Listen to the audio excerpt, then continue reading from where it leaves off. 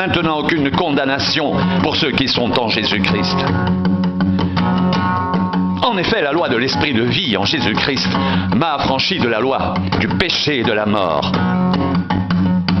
Car chose impossible à la loi, parce que la chair la rendait sans force, Dieu a condamné le péché dans la chair en envoyant à cause du péché son propre Fils dans une chair semblable à celle du péché, et cela afin que la justice de la loi soit accomplie en nous qui marchons non selon la chair, mais selon l'esprit.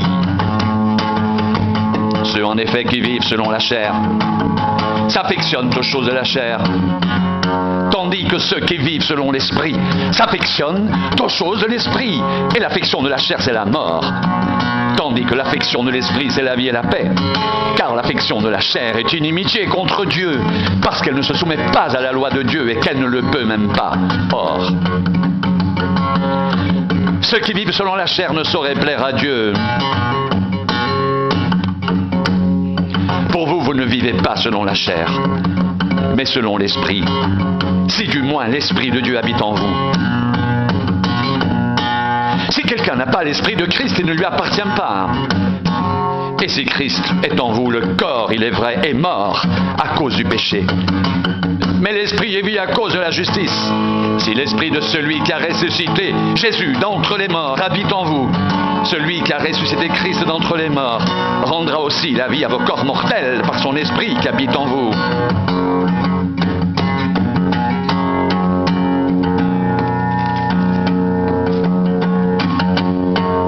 Ainsi donc, frères, nous ne sommes point redevables à la chair pour vivre selon la chair. Si vous vivez selon la chair, vous mourrez. Mais si par l'esprit vous faites mourir les actions du corps, vous vivrez.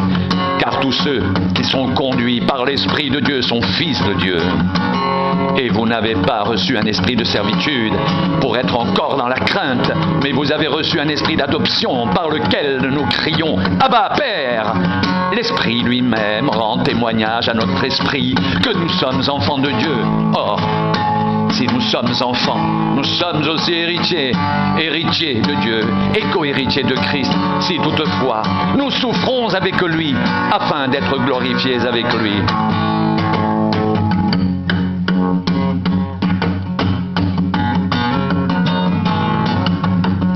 J'estime que les souffrances du temps présent ne sauraient être comparées à la gloire à venir qui sera révélée pour nous. Aussi la création attend-elle avec un ardent désir la révélation des fils de Dieu.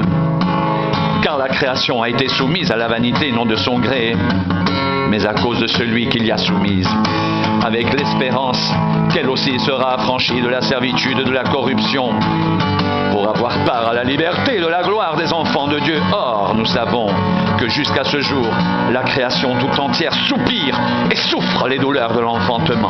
Et ce n'est pas elle seulement, mais nous aussi, qui avons les prémices de l'esprit, nous soupirons en nous-mêmes, en attendant l'adoption, la rédemption de notre corps.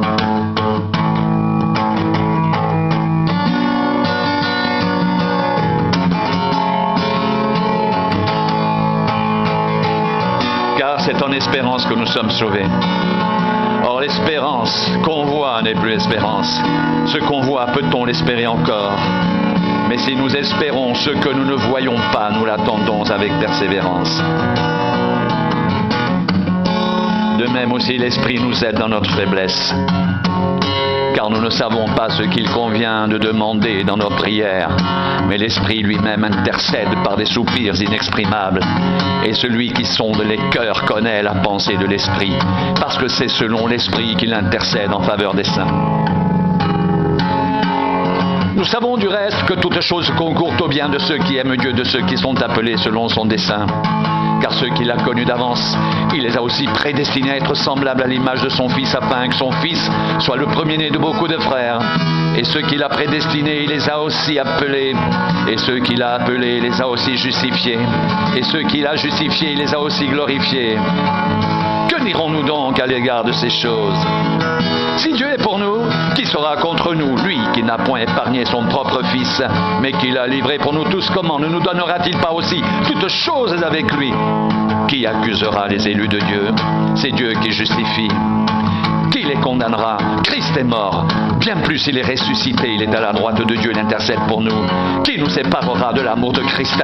Sera-ce la tribulation, l'angoisse, la persécution, la faim ou la nudité, le péril ou l'épée, selon qu'il est écrit? C'est à cause de toi qu'on nous met à mort tout le jour, qu'on nous regarde comme des brebis destinées à la boucherie.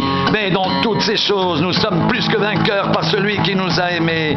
Car j'ai l'assurance que ni la mort, ni la vie, ni les anges, ni les dominations, ni les choses présentes, ni les choses à venir, ni les puissances, ni la hauteur, ni la profondeur, ni aucune autre créature ne pourra nous séparer de l'amour de Dieu manifesté en Jésus-Christ notre Seigneur.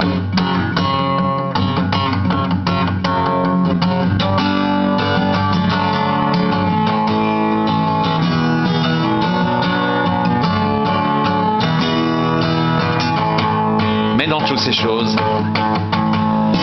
nous sommes plus que vainqueurs par celui qui nous a aimés.